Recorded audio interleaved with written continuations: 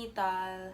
So, gagawa lang ako ng intro, guys, kasi hindi ako nakagawa ng intro sa video na to. So, my friend will be doing my eyelash lift.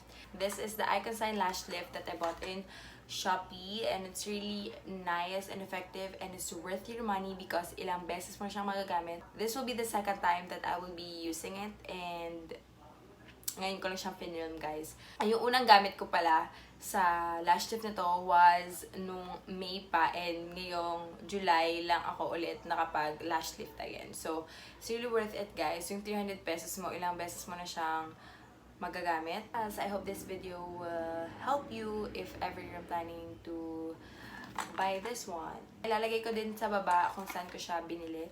Or also, you can check my Shopee haul because nandun din yung link kung saan ka din ito nabili.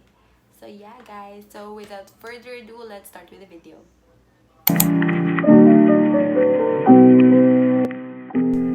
In this step, you need to use the cleanser number 4 to remove the oil, dust, and makeup residue to make sure that your eyelids are clean. Thank you so much for calling.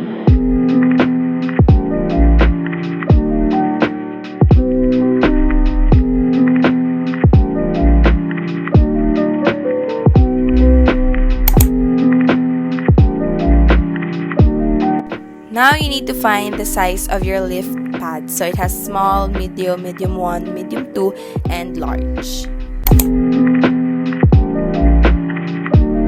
So now we're going to put the false lashes glue to the eye pads.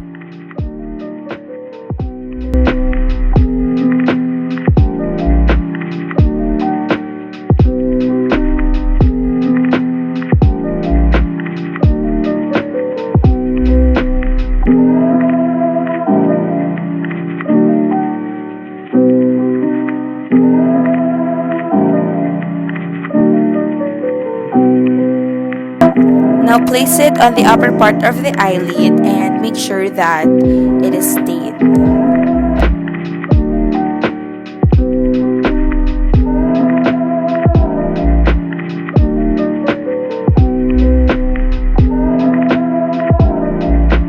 You can add more false lash glue to the eye pads to make sure that it is stayed and hindi siya matanggal later.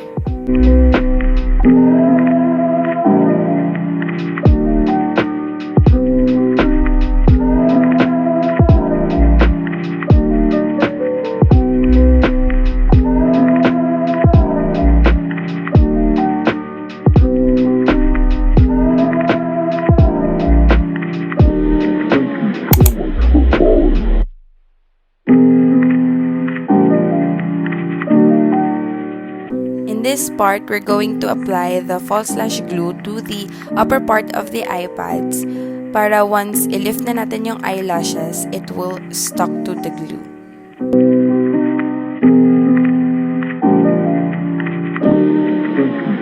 You can use the cleaning tools or toothpick to lift the eyelashes para ma-make sure mo lang na dumikit yung eyelash mo sa glue. So, in this video, gumamit yung friend ko both toothpick and the cleaning tool. Just make sure that your eyelashes will stick to the glue.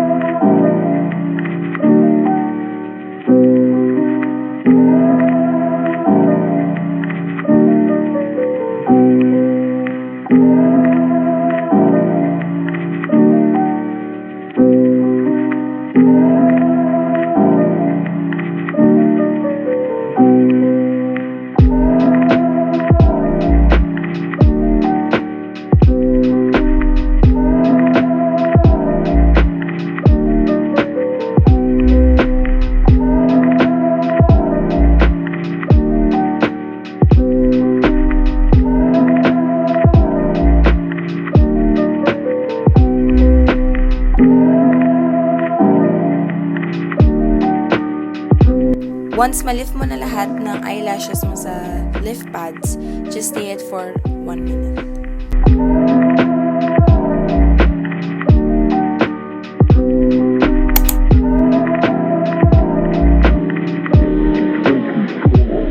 Now you're going to use the perm lotion number 1 on the eyelashes, and we're just using cotton buds to apply the lotion.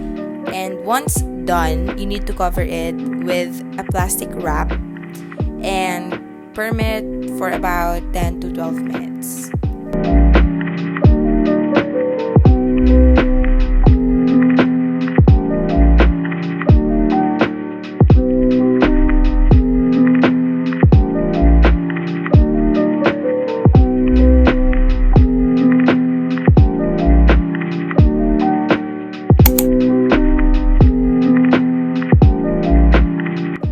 Now 12 minutes is done, and we're now going to use or to apply the fixing agent number 2 on the eyelashes and cover it again with a plastic wrap and perm it again for about 10 to 12 minutes.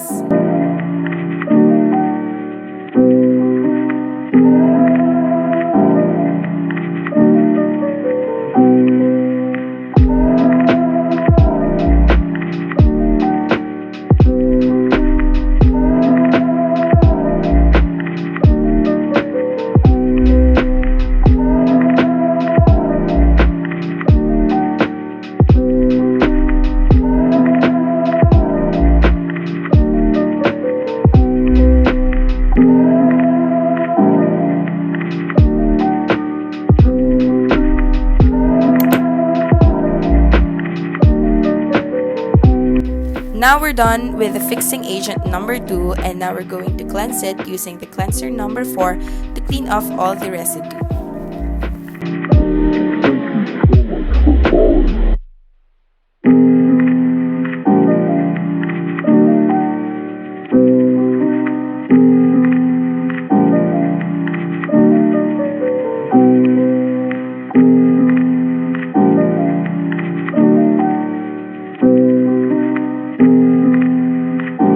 Also, make sure to clean off your eyelids.